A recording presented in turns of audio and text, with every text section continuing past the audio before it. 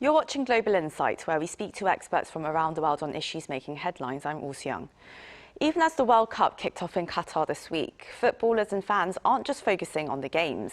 Ever since it was chosen as the first Middle Eastern country to host a pinnacle event in world football, there's been mounting suspicion over FIFA's selection of Qatar, one of the hottest countries on earth, as the venue, and criticism over the country's worrying human rights record. The country's treatment of migrant workers who died whilst building the state-of-the-art stadiums and the systematic discrimination against women and LGBT people continues to be raised. We take a look at these issues surrounding one of the most controversial sporting events of all time. And joining us today for the discussion is Steve Hun, a football writer based in Los Angeles in the United States, and Hyondo of the Sogang Euro-MENA Institute. Very warm welcome to you both. Well, my first question goes to you, Steve. So the games have begun in Qatar, and well, it is, of course, considered one of the hottest countries in the world. And well, despite the tournament being played in winter, how are the football teams faring under those conditions? Do they face any health risks? Yeah, I mean, it's true that it's quite warm in Qatar at the moment. I believe the highest temperature today was close to 30 degrees Celsius, and this was by far the busiest day of the tournament, with 4 games being played in one day. And the players have also spoken in press conferences about the weather during their training sessions and whatnot as well. But, you know, at the same time, the actual games are played under a different condition because the stadiums in Qatar are air conditioned. As crazy as that sounds. So when the players are out there playing in games, they should, at least in theory, be feeling nice and cool.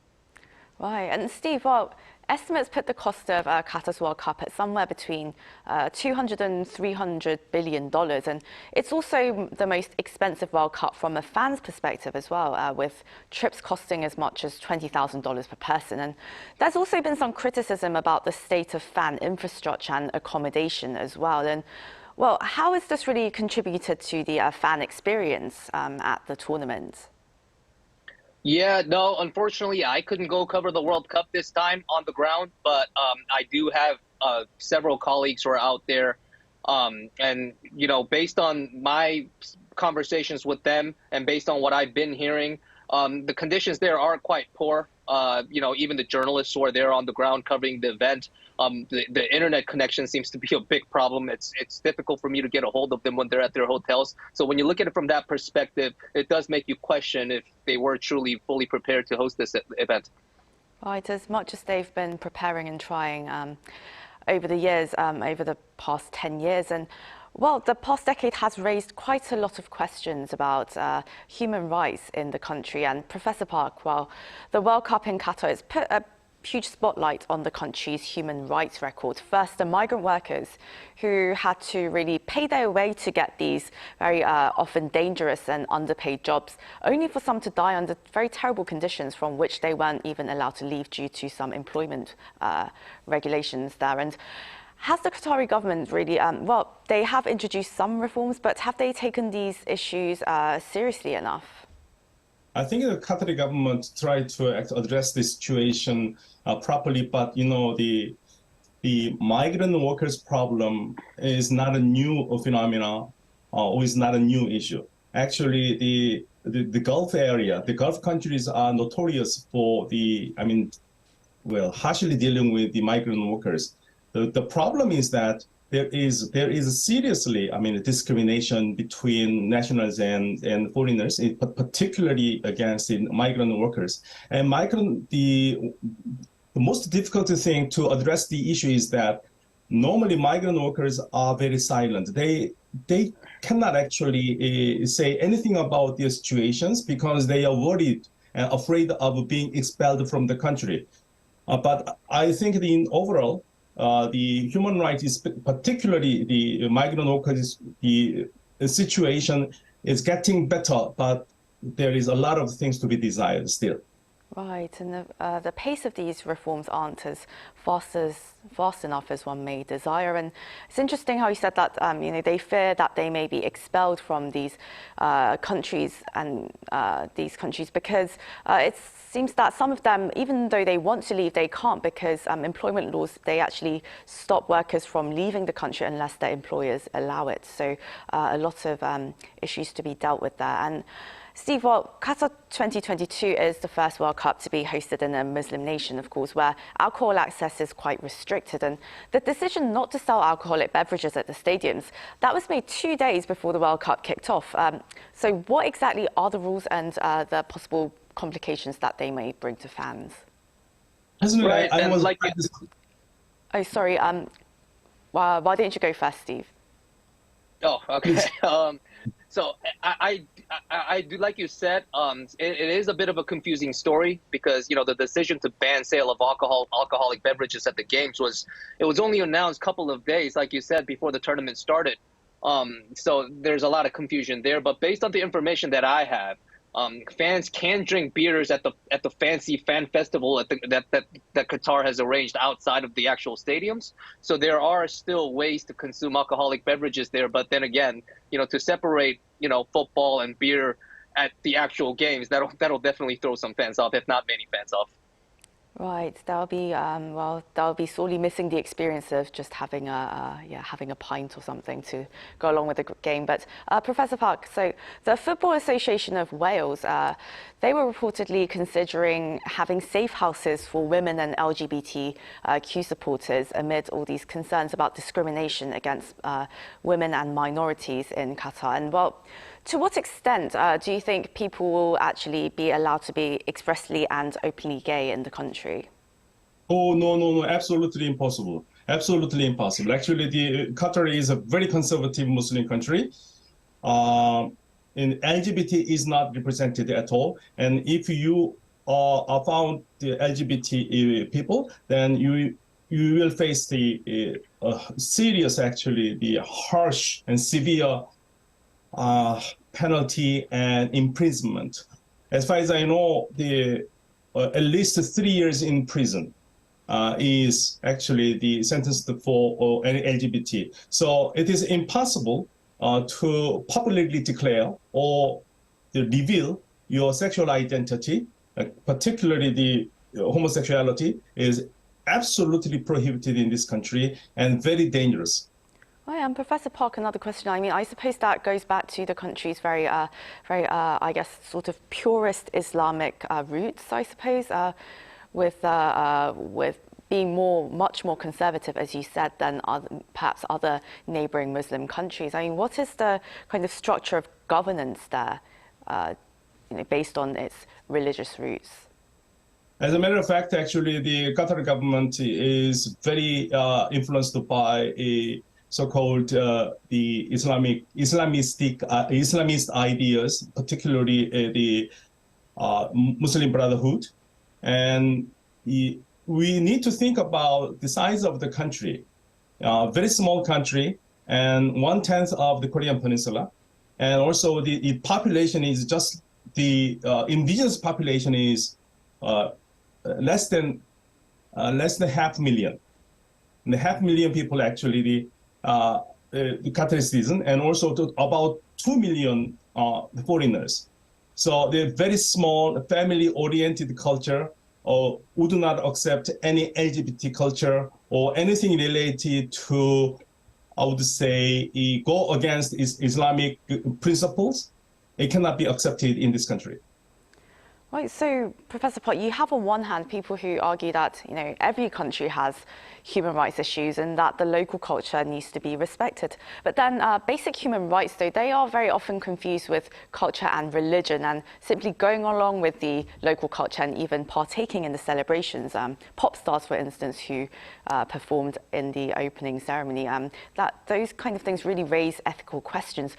Do you think should we simply focus on the football as FIFA calls for us to do and hope that the international spotlight will bring change? I mean, what should be the course of action here? How should we really understand or look at these issues?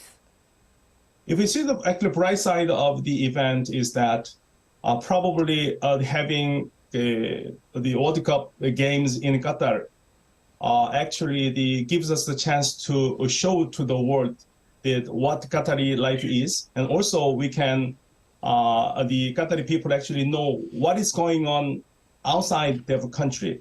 So I think that the biggest problem in modern Muslim countries or any countries where human rights is not well respected is that they do not know the issues, what is important and what is discussed at world level. They don't know about all those things. So if actually the people are more exposed to those cultures, at least they have time to think about it. So in this case, actually, even though Qatar is far behind in human rights standards, nevertheless, through World Cup games and through all the issues and debates and controversies, they can learn what is being discussed and what should be addressed for the future for their country. And hopefully these issues will continue to be discussed. And Professor Park, on that note, I do want to ask you an additional question about what the Qatari government was really hoping to do with this World Cup game. I mean, surely they couldn't have really anticipated all this criticism. But before we get to that, let me ask you another question, Steve. Have the human rights issues and the controversy surrounding the Qatar World Cup, has it in any way changed the way you think about sports reporting? This is a difficult question for me to answer, but I'm actually glad that you asked because, as football writers, as journalists, there's no denying that we have to conduct ourselves journalistically and be the watchdog, if that makes sense. But, the abuse of human rights, oppressing gays and lesbians, bribery, the extreme abuse of labor, all these things that Qatar is being associated with right now. There's absolutely no doubt in my mind that these things should be talked about and to be addressed and hopefully to be corrected at some point. So do we as reporters have the obligations to speak about these things, especially when the occasion is suitable? My answer is absolutely yes.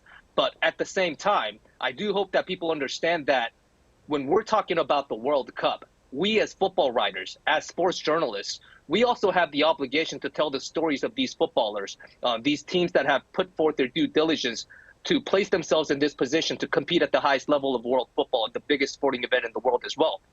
So as much as we're obligated to talk about non-sports stories that affect our day-to-day lives, we have the obligation to promote and to share the stories of these footballers and countries who've achieved unparalleled success in their profession and to celebrate their accomplishments within the world's biggest sport.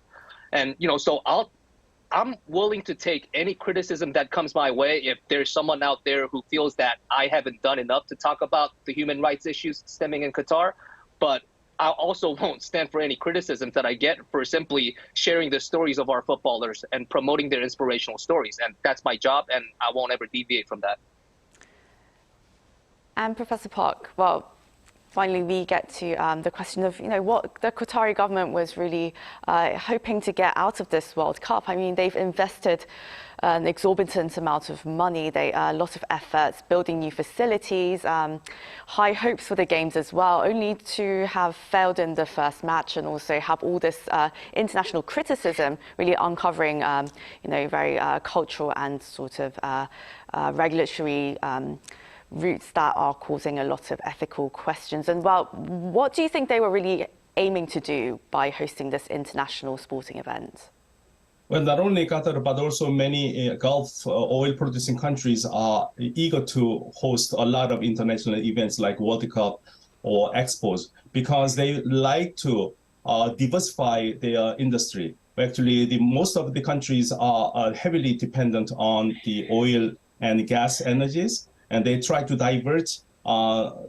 diversify their industries other than the oil and energy industries, and particularly the tourism industries. And also, the Qatar is a very small country. In order to attract more investment and also attention from the world, and they try to elevate the image of their country by hosting a lot of the world events. But actually, particularly Qatar is full, it has more resources compared with other countries. But if they do not address those issues, the human rights issues, it is very difficult to diversify their industries other than energy industry, and tourism, would not be highly developed in this case because actually the image of Qatar would be tarnished by not addressing those issues. So this is the homework and the big assignment for current Qatari government. Right, and hopefully we'll see these discussions and conversations really go forward productively and lead to very significant changes. Well, that was Steve Hun, a football writer based in Los Angeles, and Hyondo, professor of Sogang Euro-MENA Institute. Thank you both so much for your time today. Thank you. Thank you. Also, thank you to our viewers for tuning in. Global Insight will be back tomorrow here in South Korea at 9:30 a.m. Do tune in then, and wherever you are in the world, have a great day. Thank you.